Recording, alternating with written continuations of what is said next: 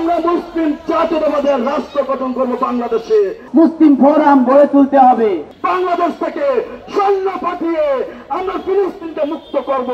ইরানের পক্ষে শুধু নয়, গাজার পক্ষে শুধু নয়, যদি মুসলমানদেরকে রক্ষা করতে হয়, বিশ্ব মুসলিম মুসলমানদেরকে, তাহলে বিভক্তি মুছে দিয়ে, শিয়া সুন্নি এ সকল বিরোধ মুছে দিয়ে ঐক্যবদ্ধ উম্মাহ গঠন করতে হবে।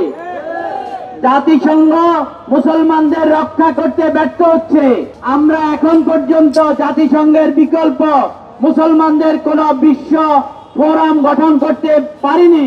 তাই যদি আমরা মনে করি এই আরব লীগ, এই ওআইসি ব্যর্থ হওয়ার কারণে আমাদেরকে আরেকটি বিশ্ব মুসলিম উম্মার স্বার্থ রক্ষার জন্য, গাজার মতো বিশ্বের মুসলমান গণহত্যা থেকে রক্ষার জন্য আরেকটি বিশ্ব ফোরাম, মুসলিম ফোরাম গড়ে তুলতে হবে।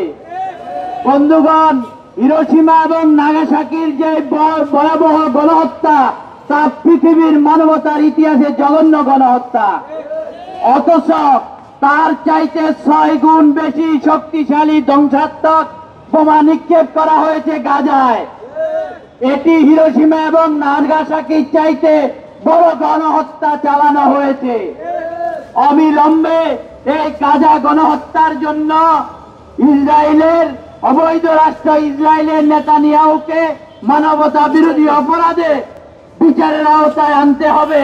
আমরা লড়াই সংগ্রাম চালিয়ে যাব ফিলিস্তিন মুক্ত হওয়া পর্যন্ত।